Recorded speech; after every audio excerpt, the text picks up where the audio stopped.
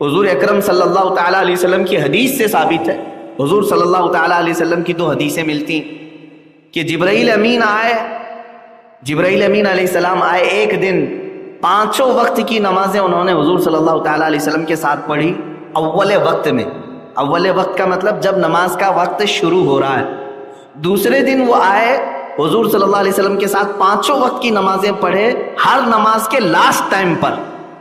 تو یہ بتانا تھا کہ ہر نماز کا ٹائم کب سے شروع ہو کر کب ختم ہوتا ہے. یہ 2 حدیثیں. تو اس حدیث میں جو ظہر کا لاسٹ ٹائم بتایا گیا ہے، ظہر کا لاسٹ ٹائم بتایا گیا ہے، اس میں ورڈ یہ آیا ہے کہ ہر چیز کا سایہ ڈبل ہو جائے، 2 گنا ہو جائے، ہر چیز کا سایہ 2 گنا بڑھ جائے. تو یہ ایک ہی لفظ آیا حدیث میں. تو امام شافعی نے کہا لکڑی کا ڈائریکٹ 2 ہو جائے. امام اعظم ابو حنیفہ نے کہا نہیں، لکڑی کا اوریجنل سایہ چھوڑ کے ڈبل ہو جائے. یہ اسکولز آف تھاٹ، سمجھنے کا انداز الگ الگ. اب اس میں فرق کیا پڑا؟ میں نے لکڑی گاڑ کر کے دیکھا 4 بجے یعنی 3:30 بجے، آج کے دن کے حساب سے 3:30 بجے 12 انچ ہو جا رہا ہے. تو اس کا مطلب امام شافعی کے نزدیک عصر شروع ہو گئی کتنے بجے؟ 3:30 بجے، یعنی ظہر ختم ہو گئی. لیکن 4 بجے تک 18 انچ کا ہو رہا ہے. ایک ایگزامپل، 4:15 بجے کے بعد 18 انچ. تو 4:15 بجے پونا گھنٹہ اور گزارنے کے بعد امام اعظم کے ہاں عصر شروع ہوئی. اب مجھے بتاؤ یہ 3:30 سے لے کر 4:15 کا جو ٹائم ہے یہ اختلافی ٹائم ہو گیا. امام شافعی کے نزدیک وہ عصر کا ٹائم ہے اور امام اعظم ابو حنیفہ کے نزدیک ابھی وہ ظہر ہی چل رہی ہے. بات سمجھ میں آ رہی؟ اب اگر کوئی بندہ یہ کہے میں دونوں اماموں کو فالو کرتا ہوں، میں دونوں اماموں کو فالو کرتا ہوں، تو وہ کیا کرے گا معلوم ہے؟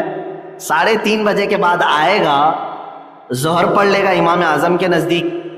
ابھی ظہر چل رہی ہے نا، 4:15 بجے تک ظہر چلے گی.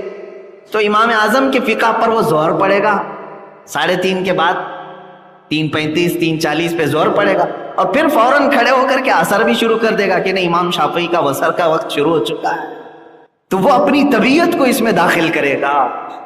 اسی لیے میرے عزیزو، عوام الناس کس کو فالو کریں؟ کس کو فالو کریں؟ آپ کون سے امام کی تقلید کریں؟ یہی مسئلہ میں بتانا چاہ رہا تھا.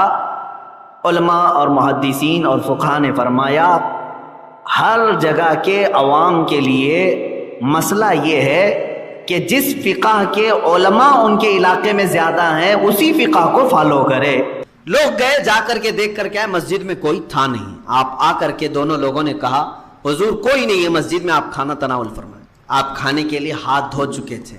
تھوڑی دیر کے بعد آپ نے پھر فرمایا کہ دیکھو ایک بار اور دیکھو مسجد میں کوئی رہ تو نہیں گیا. لوگ پھر گئے، مسجد دیکھا کوئی نہیں تھے. واپس آئے، سرکار مفتی اعظم ہند رضی اللہ تعالیٰ عنہ سے عرض کیا کہ حضور کوئی نہیں، اور محلے میں بھی اعلان ہو چکا کوئی کھانے والا باقی نہیں.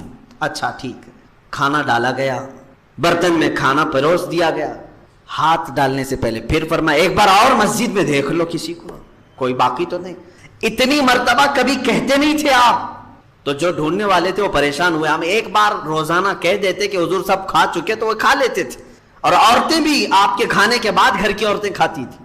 آج 3 مرتبہ کہا کہ مسجد میں دیکھ لو، مسجد میں دیکھ لو، مسجد میں دیکھ لو. یہ لوگ آئے، ٹھنڈیوں کا زمانہ تھا، سخت ٹھنڈیاں یو پی کی. مسجد میں آئے، کہا کہ اچھی تلاشی لے لو. سارے لوگوں نے سب پوری مسجد ڈھونڈ ڈالی.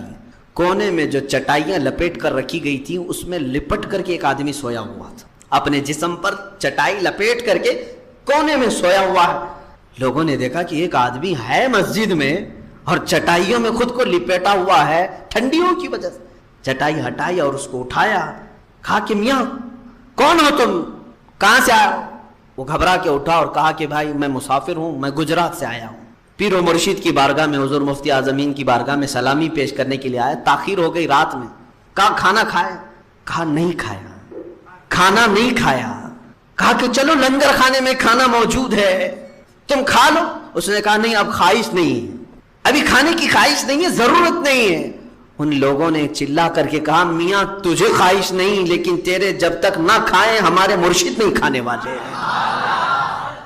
وہ بندہ اٹھ کر کے آیا لنگر خانے میں، وہ کھانا کھایا، تب مفتی اعظم ہند کے دسترخوان پر کھانا رکھا گیا. اس کو کہتے ہیں پیر روشن زمین. یہ نہیں کہ خالی مریدوں کا چورا بٹورے ہیں، جتنا آئے سب اندر ڈالے، سب اندر ڈالے. ہاں یہ بھی ہم نے دیکھا ہے، جو آ رہا ہے آتے جاؤ، آتے جاؤ، پھنستے جاؤ، آتے جاؤ، پھنستے جاؤ. کچھ لوگوں کی تسبیح ہی یہی ہے کہ جو آئے وہ پھنس جائے، جو آئے وہ صرف لے کر کے آئے. علامہ عبد المصطفیٰ اعظمی رحمۃ اللہ علیہ، ان کی کتاب ہے لطائف اعظمی، اس میں اکثر وہ اس طرح کی باتیں لکھتے ہیں. ایک بندہ ڈوب رہا تھا پانی میں، پیر صاحب اوپر کھڑے تھے، پیر صاحب اوپر ہیں اور یہ پانی میں ڈوب رہا ہے. اس نے کہا حضور ہاتھ دے دیجئے، ہاتھ دے دیجئے، میں اوپر آ جاؤں گا. نہیں دیا. ہاتھ دے دیجئے اوپر آ جاؤں گا. نہیں، بالکل نہیں، چلاتا رہا. تھوڑی دیر کے بعد وہ ڈبکی لگایا. اس نے کہا کہ حضور میرا ہاتھ تو پکڑ لیجئے، میرا ہاتھ تو لیجئے. انہوں نے پکڑ لیا اور اٹھا لیا. کہا یہ کیا ماجرا ہے؟ پیر صاحب نے کہا تیرے جملے غلط تھے. پہلی مرتبہ تو نے کہا ہاتھ دیجئے، پیر دیتا کچھ نہیں، ہم دینے والے نہیں ہیں. دوسری بار جب تو نے کہا میرا ہاتھ لیجئے، ہم لینے والے لوگ. پہلے ہی اگر تو بولا ہوتا میرا ہاتھ لیجئے میں اسی وقت لے لیتا. یہ تو انہوں نے لکھا ہے علامہ عبد المصطفیٰ صاحب نے. اکثر لوگ اسی طرح کے ہوئے ہیں. میرے عزیزو، میرے آقا صلی اللہ تعالیٰ علیہ وسلم کی صفات جس پیر کے اندر ہیں وہ ایسے ہونی چاہیے جو ماں عائشہ صدیقہ فرماتی ہیں رمضان کے موقع پر حضور صلی اللہ علیہ وسلم کے پاس صرف ایک پیالہ دودھ ہے، افطاری کے لیے چند سانحیں باقی ہیں. اس وقت بھی میرے آقا کہتے عائشہ دیکھ لو ذرا باہر کوئی مسافر تو نہیں ہے، باہر کوئی اجنبی تو نہیں ہے. ماں عائشہ صدیقہ فرماتی ایک بار میں نے دیکھا جنت البقیع قبرستان کے قریب ایک بندہ کوئی اپنے سواری کو بٹھا کر کے درخت کے نیچے بیٹھا ہوا ہے. یہاں افطار کے لیے صحابہ کے ساتھ میرے آقا مسجد میں بیٹھے. آپ نے کہا اندر سے ماں عائشہ صدیقہ رضی اللہ تعالیٰ عنہا نے کہ دور کوئی ایک اجنبی نظر آ رہا ہے، مسافر نظر آ رہا ہے. میرے آقا صلی اللہ تعالیٰ علیہ وسلم فوراً فرمایا کہ اسے لے آیا جائے. وہ سفر کیا ہوا گرد و غبار میں اٹا ہوا، اس کے پاس لوگ گئے اور اسے بلایا. اس سے پوچھا کہ تم کہاں کے آئے ہو، کہاں جا رہے ہو؟ اس نے کہا میں مدینے آیا ہوں اور محمد عربی صلی اللہ علیہ وسلم کی زیارت کے لیے آیا ہوں. اس کو لایا گیا، دسترخوان پر بٹھایا گیا. وہ جو ایک پیالہ دودھ تھا میرے آقا صلی اللہ علیہ وسلم نے سب سے پہلے اس مسافر کو دیا، اس کو دیا. میرے عزیزوں، وہ کئی دنوں کا بھوکا رہا ہو یا جس طرح کا بھی ہو، دودھ پورا پیا. لیکن یہاں باقی جو بچے ہوئے لوگ تھے اس میں کھجور کی گھٹلی سے انہوں نے افطار کیا. اللہ کے نبی صلی اللہ تعالیٰ علیہ وسلم نے ہمیں یہ بھی سکھایا ہے. ہاں اللہ تعالیٰ نے جو تمہیں دیا ہے وہ کھاؤ، کلو وشربوا من رزق اللہ. قرآن کہتا ہے کھاؤ پیو اللہ کے رزق سے جتنا دیا ہے. لیکن صفات رسول یہ بھی ہے کہ دوسروں کا خیال کیا جائے، دوسروں کا خیال کیا جائے. مفتی اعظم ہند جیسا مرشد اب ملنا مشکل ہے. ایک بزرگ نے بریلی شریف میں ہی مجھ سے یہ کہا تھا کہ بیٹا پہلے ایسا تھا اب ایسا ہو گیا. انہوں نے 3 بار کہا، وہ میرے استاد بھی ہیں. انہوں نے کہا بیٹا پہلے ایسا تھا اب ایسا ہو گیا، ایسا تھا اب ایسا ہو گیا. میں نے کہا کہ حضور یہ کیا بتا رہے ہیں آپ، ایسا تھا ایسا؟ کہا پہلے جو معاملات تھے وہ دینے والا ہاتھ اوپر ہوتا تھا، اب ایسا ہو گیا یعنی سب کے ہاتھ لینے والے رہ گئے، دینے والا نہیں رہ گئے. میرے عزیزوں، کیا آج حالات ایسی ہیں کہ صرف ہرس باقی رہ گئی ہو، لالچ باقی رہ گئی ہو؟ ہمارے اندر یہ طمع اور ہرس نہ ہو. اللہ تعالی ہمارے مشائخ کو بہترین اخلاق کو کردار عطا فرمائے. اس لیے کہ میں نے پرسوں شاید کہا بھی تھا آپ سے کہ کبھی کبھار مرید کی دعا سے اللہ پیر کو کامل بناتا ہے. ہوتا یہی ہے کہ پیر کی دعا سے مرید اچھا ہوگا، یہ مشہور ہے. لیکن کبھی کبھار ایسا بھی ہوتا ہے کہ مریدین کی دعا سے اللہ پیر کو بھی صالح بنا دیتا ہے، اس کے اخلاق اچھے کر دیتا ہے. ہم سب دعا کریں اللہ تعالی ہمارے سروں پر اچھے اکابر اور اچھے مشائخ کا سایہ دراز فرمائے، جن کی زندگی میں ہم سنت مصطفیٰ کو دیکھ سکیں اور ان کو دیکھ کر کے ہم اپنے جینے کا سلیقہ سمجھ سکیں. یہ سرکار مفتی اعظم ہند رضی اللہ تعالیٰ عنہ کے متعلق چند باتیں تھیں. بس انہی باتوں پر میں اختتام کرنا چاہوں گا کہ اللہ تعالیٰ نے اس خاندان کو یہ شرف عطا کیا ہے بریلی شریف کے، جو مسلسل 150 سال سے ہندوستان کے سنیوں کی سربراہی کر رہے ہیں. 1-2 سال نہیں، 150 سال ہو گئے. فتوے کا قلم آج بھی بریلی شریف کے پاس موجود ہے نا، سب جانتے ہیں. آج بھی بر صغیر کا حال یہ ہے کہ بریلی سے فتویٰ آ گیا تو اس کو سمجھتے ہیں بہت بڑی بات. یہ جو اللہ تعالیٰ نے اس خاندان کو انعام و اکرام عطا کیا ہے، یہ ان کا تقویٰ بھی ہے، ان کی پرہیزگاری بھی ہے، ساتھ میں عشق رسول بھی ہے. آخر دو چند اشعار مفتی اعظم ہند رضی اللہ تعالیٰ عنہ کے پیش کرتا ہوں. اندازہ کرو میرے عزیزو، جسے اللہ نے علم سے نوازا ہو، تقوی سے نوازا ہو، آپ کا حال یہ تھا کہ کئی ایسے ضرورت مند لوگ آتے، دلوں میں کیا کیا حالات لے کر کے آپ ان کو محسوس کر لیتے تھے. الہ آباد سے ایک غیر مسلم، نان مسلم ہے، وہ چلا تھا مفتی اعظم ہند کی بھیڑ بھاڑ کو دیکھ کر کے، گرو جی آئے ہوئے ہیں، میں بھی چلوں.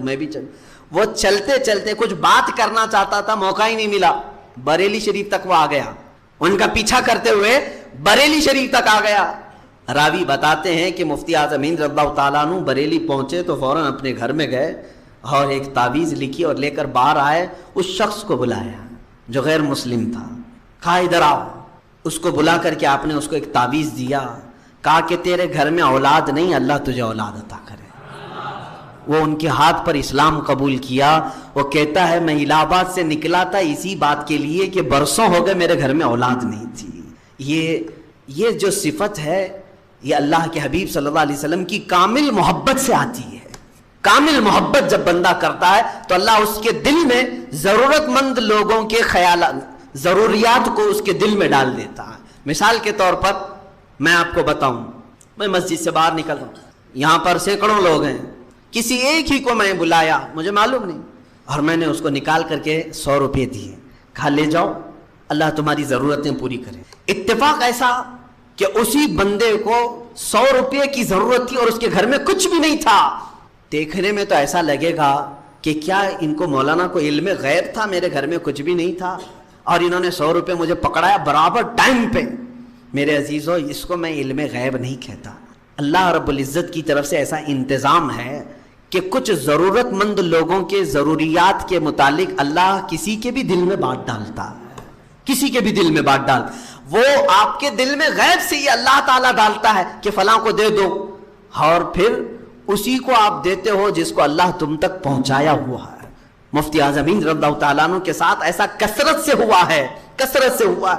اچھا، بہرائچ شریف کی ایک بات میں بتاؤں کہ لوگ جوک در جوک کھڑے رہتے تھے تعویذ کے لیے. میں نے سنا ہے، اچھا، مفتی اعظم ہند رضی اللہ تعالیٰ عنہ تعویذ بھی لکھتے تھے اور عمل کے میدان میں آپ بہت ہی پرہیزگاری اور بہت اعلیٰ درجے کو پہنچے ہوئے تھے. میرے والد گرامی کو حضور مفتی اعظم ہند رضی اللہ تعالیٰ عنہ نے کئی عملیات کی اجازت بھی تھی اور ان کا خط بھی آیا تھا میرے والد کو اجازات کے ساتھ. لیکن خود مفتی اعظم ہند کیا لکھتے تھے؟ آج میں بھی ضرورت مند لوگوں کو تعویذ دیتا ہوں. تعویذ میں قرآنی آیات ہوتی ہیں، قرآنی آیات ہیں، اور جو بزرگوں سے ثابت دعائیں ہیں وہ ہم لکھ کر کے دیتے ہیں. شفا تو اللہ ہی کی طرف سے، ڈاکٹر بھی گولی دیتا ہے لیکن شفا نہیں دیتا، شفا اللہ کی طرف سے. ہم تعویذ دیتے ہیں، یہ نہیں ہے کہ میری تعویذ جو ہے جادو ہے، ابھی لے کے گیا ابھی گھر میں ایسا ہو گیا. نہ، ہم جو ہے آپ کو کچھ چیز دیے ہیں اللہ کی ذات سے امید رکھ کر کے کہ مولا اگر چاہے تو میں کنکر بھی دوں، شفا اسی کی طرف سے. مفتی اعظم ہند رضی اللہ تعالیٰ عنہ خود جو تعویذ لکھتے تھے، کیا، اب مثال کے طور پر میں، کوئی آیا اولاد کے لیے، اس کے لیے ایک الگ تعویذ ہے، آیات الگ ہے. کوئی شوہر بیوی کے جھگڑے ہیں اس کے لیے الگ ہے، شریر بچے ہیں ان کے لیے کچھ الگ ہے. عملیات کے میدان میں سب تعویذیں الگ. لیکن مفتی اعظم ہند رضی اللہ تعالیٰ عنہ کے پاس کئی طرح کی شکایتیں لے کر کے لوگ آنے والے، اور سب کی تعویذ میں صرف درود پاک.